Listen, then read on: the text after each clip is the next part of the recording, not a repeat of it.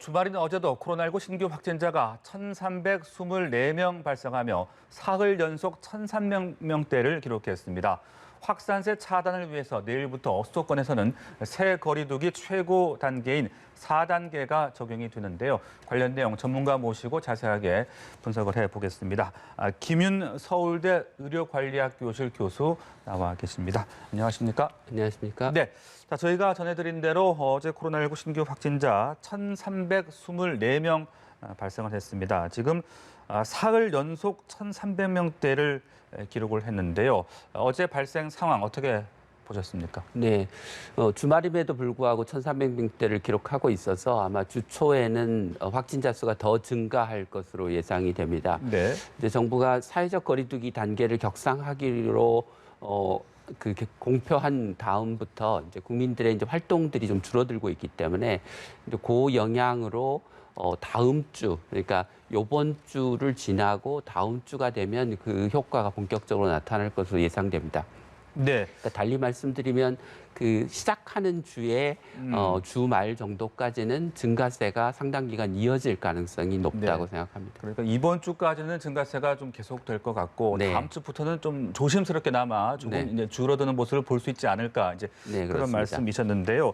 또 좀 우려가 되는 게 이 감염 재생산 지수 말입니다. 이게 1.2에서 1.3 정도로 지금 올라갔더라고요. 이 감염 재생산 지수가 이제 좀 꺾여야지 조금 이제 우려가 덜할 수 있을 텐데 이 감염 재생산 지수가 증가하고 있는 원인은 어떻게 또 봐야 되는 겁니까? 이 감염 재생산 수가 증가한다는 것은 확진자 수가 늘어난다는 것과 같은 말이고요. 네네. 지금 이제 우리가 이제 1차, 2차, 3차 유행을 겪지 않았습니까? 그러면서 겪으면서 그 경험한 양상이라고 하는 것은 유행이 끝나고 일정 기간의 안정기를 거치면 또다시 이제 유행이 새로 생겨나는 거죠. 그렇게 되는 이유는 안정기 동안에 사람들이 활동이 늘어나면서 소위 조용한 전파자나 무증상 감염들이 늘어나면서 이게 광범위하게 깔리면 어느 일정 시점에 이제 폭발적으로 확진자 수가 증가하는 양상을 보여왔던 패턴이 반복되어 왔습니다. 네네. 그런데 이제 지난 12월 중순, 1월 한 중순까지 이어졌던 그 3차 대유행이 백신 접종의 영향으로 4차 유행의 시작 시점이 좀 늦어진 것으로 생각이 됩니다. 그러니까 고령층과 고위험 시설을 중심으로 한 예방접종이 이루어지면서 과거에 일어났던 요양원, 요양병원발 집단 감염이 줄어들면서 시작 시점이 늦어진 것으로 이제 생각하면 될 것 같습니다.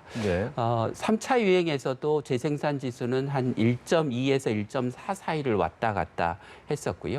아마 이번에도 비슷한 수준이 될 거라고 생각합니다. 정부가 1.7까지 이야기한 거는 이제 상황의 위중함을 강조하기 위한 것이라고 생각이 됩니다. 네. 자, 그리고 또 좀 짚어보고 싶은 게 감염 경로를 모르는 확진자가 지금 30%대 정도를 보이고 있다고요. 이 부분도 좀 우리가 유의를 해야 되지 않겠습니까? 그러니까 팬데믹의 상황에서는 이제 여기저기서 감염이 일어나기 때문에 감염 경로를 모르는 감염이 생기는 게 어쩌면 당연한 일이고요. 과거에는 요양원, 요양병원발 시설에서의 집단 감염이 많았기 때문에 전체 확진자 중에서 집단 감염이 차지하는 비중이 뭐 30%, 많을 때는 40%까지로 굉장히 높았습니다. 그런데 지금은 시설발 집단 감염이 한 10%에서 20% 사이로 줄어들었기 때문에 상대적으로 소규모 접촉에 의한 감염이 많고 그러면 당연히 감염 경로를 알 수 없는 감염의 비율이 올라가는 것입니다. 그래서 지금 소규모 감염의 비중이 높아진 것을 반영하는 것이라고 생각하시면 될 것 같습니다. 20, 30대 젊은 층 확진자가 증가세를 보이고 있는 부분은 어떻게 보고 계십니까? 이제 20, 30대는 상대적으로 코로나에 걸려도 본인이 이제 위중증으로 발전할 가능성이 높지 않고 또 사회적으로 활동이 활발한 층이다 보니까 이제 3차 유행 이후에 상당 기간 긴 기간 안정기를 거치면서 20, 30대 활동량이 늘어나면서 감염이 늘어난 자연스러운 현상이라고 볼 수 있을 것 같습니다. 자, 이렇게 증가폭이 좀 커지다 보니까 이제 병상은 괜찮을까 이 네. 부분도 걱정하는 목소리가 나오고 있습니다. 네. 그나마 다행히 위중증 환자가 크게 증가하지는 않았기 때문에 병상에는 크게 문제가 없다고 볼 수 있는 것인지 아니라면은 워낙 지금 이 확진자 수가 늘다 보니까 네. 병상 부족도 우리가 좀 대비를 해야 되는 것인지 어떻게 분석할 수 있겠습니까? 저는 그 병상 문제는 크게 걱정하지 않아도 된다고 생각합니다. 지금 고령층과 고위험군을 중심으로 한 예방 접종이 이루어지면서 과거에 뭐 보통 한 1.5% 정도 달하던 치명률, 높을 때는 2.2%까지 갔던 치명률이 지금 0.3%대로 떨어져 있습니다. 그러니까 그만큼 확진자 수 대비 위중증 환자의 비중이 낮다는 것입니다. 그래서 네. 과거에는 한 5% 넘게 달하던 위중증 환자의 비중이 현재는 확진자 수의 한 1% 정도 수준, 지금 현재 150명대를 안정적으로 유지하고 있어서 네. 이게 1000명대로 가더라도 1000명대 네. 확진자가 계속되더라도 한 위중증 환자의 숫자는 200명에서 300명 수준을 아마 유지할 거로 보여서 네. 정부가 원래 3차 유행 당시에 1000명, 위중증 환자 1000명을 기준으로 해서 병상을 확보했기 때문에 네. 병상은 그렇게 부족하지 않을 거라고 예상합니다. 위중증 환자가 크게 늘고 있지는 않은 만큼 이제 병상 부족은 현재로서는 크게 걱정하지 않아도 된다. 네. 이렇게 이해를 하면 될 것 같고요. 계속 저희가 전해드리고 있는 대로 이제 내일부터 수도권에 4단계가 적용이 되잖아요. 아까 앞서 교수님께서도 한 다음 주부터는 조금 이제 진정되지 않을까 그런 네. 말씀하셨는데 일단 네. 지금 4단계 조치가 2주가 지금 예정이 돼 있습니다. 네. 그 기간은 어떻게 보고 계십니까? 이제 코로나19 최대 잠복기가 14일이고 대부분의 이제 새로운 감염이 일주일 내외로 이제 시작되니까 앞으로 한 일주일은 기존에 발생했던 감염됐던 환자들이 진단되는 시기. 그 이유는 새로운 사회적 거리두기의 영향으로 확진자가 감소하기를 기대해 보는 시기가 될 것 같습니다. 그래서 2주차 그러니까 네. 다음 주 되는 시기에는 확산세가 꺾이지 않을까 싶고요. 그렇다고 해서 확진자 수가 뭐 이전에 500명대, 1000명대 이하로 줄어들지는 않을 것 같습니다. 네. 그래서 아마 2000명대 가까이까지 올라갔다가 이제 예. 확진자 수가 꺾이는 시기가 아마 다음 주쯤일 거로 기대돼서 네. 그렇지만 다음 주에도 여전히 1000명대 이상의 확진자가 계속될 것 같습니다. 4단계 조치를 2주 후에 또 계속 연장해야 될지는 그때 가서 또 상황을 지켜봐야 되는 거겠죠? 네, 그렇습니다만 네. 사실 1000명, 2000명이 지금 고위험군에 대한 접종이 다 되고 치명률이 낮아진 상태에서 굉장히 위험한 확진자 숫자는 아닙니다. 네. 그러니까 이제 지금 그럼에도 불구하고 정부가 4단계 조치를 해야 되는 중요한 이유는 확산세가 가파르기 때문인 거죠. 네네. 그러니까 우리가 확진자의 숫자보다 확산세에 초점을 두고 증가 폭을 말씀하시는 거죠? 그렇죠. 네. 증가율을 말씀드리는 겁니다. 그러니까 재생산 지수의 값이 1에 근접하게 떨어지면 저는 4단계 조치를 2주 후에 더 이상 연장할 필요가 없다고 생각합니다. 알겠습니다. 네. 자, 또 이제 초중고등학교가 이제 원격 수업이 전면적으로 시행이 되고요. 또 이게 2학기 전면 등교 원칙을 세웠었는데 네. 이 부분은 계속 유지를 할 수 있을지 어떻게 전망을 하십니까? 뭐 유지를 할 수 있고 저는 유지를 하는 게 바람직하다고 생각합니다. 그러니까 지난 한 1년 반 가까이 그 10대 이하에서 발생한 코로나 확진자가 한 2만 명쯤 됐는데요. 사망자는 단 한 명도 없었습니다. 그러니까 그만큼 이제 젊은 연령층, 지금 중고등학생, 초등학생의 경우에는 코로나19에 걸리더라도 중증으로 발전할 가능성이 낮기 때문에 네. 그 코로나19에 학생들이 설사 걸린다고 하더라도 그로 인한 피해보다는 지금 등교를 하지 않고 원격 수업을 해서 생기는 학력 격차의 문제, 학습의 저하의 문제가 훨씬 더 심각하기 때문에 네.